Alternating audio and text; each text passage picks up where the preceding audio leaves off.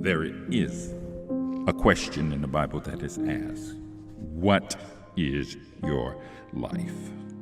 What is your life? And the response after that is, it is even as a vapor that appears for a little while. Then it vanishes away. It vanishes away.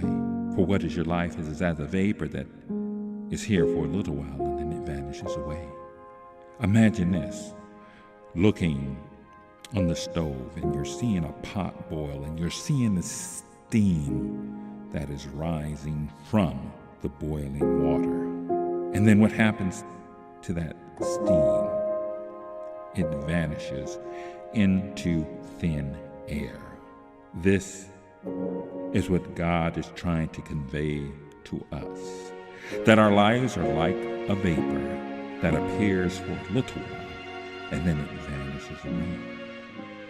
I remember I was at my aunt's funeral and they had this poem that was there, and it talked about two dates. The date that you entered into this world and the date that you exit this world.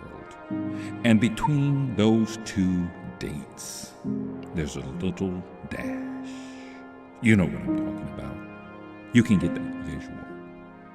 Two dates, a birth date and a death date, and it is separated by one dash. That little tiny dash. And it was said, what you do between that dash, that little dash, will determine your destination, your destiny. So that little bit of time that you have for what is your life, it is even as a vapor that appears for a little while. It's all going to be based upon that little dash where you will spend eternity. So I want to encourage you. I want to encourage you to look at yourself. Take an honest look. I mean, an honest look at yourself. I mean, standing in front of a mirror.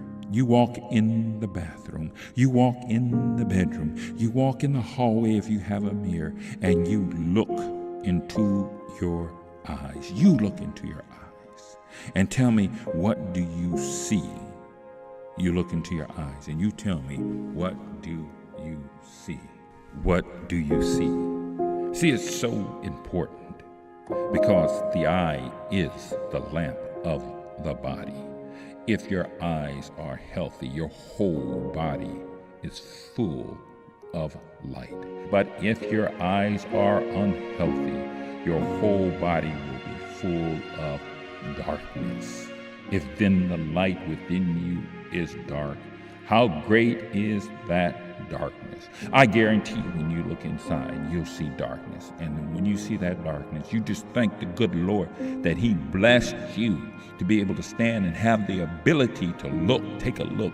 Because if you can take a look, an honest look at yourself, you can do something about it. Because most people will not even look. They will continue down that wide, broad road that leads to destruction. But you have taken time to look.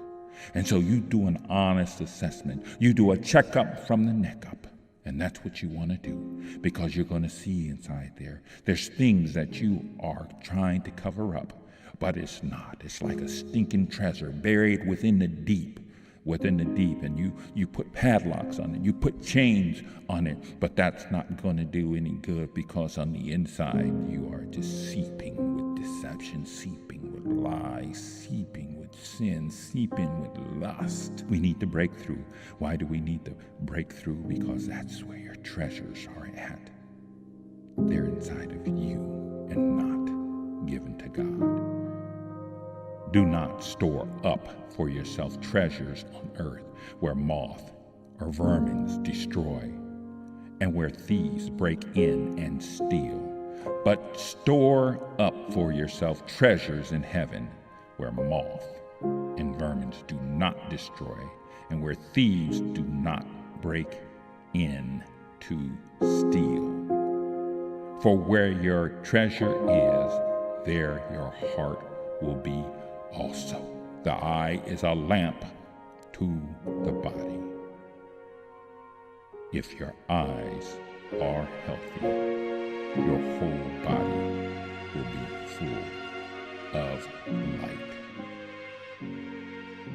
Jesus wants you to be a light to this world. But you must allow the light, Jesus, to come within. So I ask you, in the end, like I asked you in the beginning, what is your life?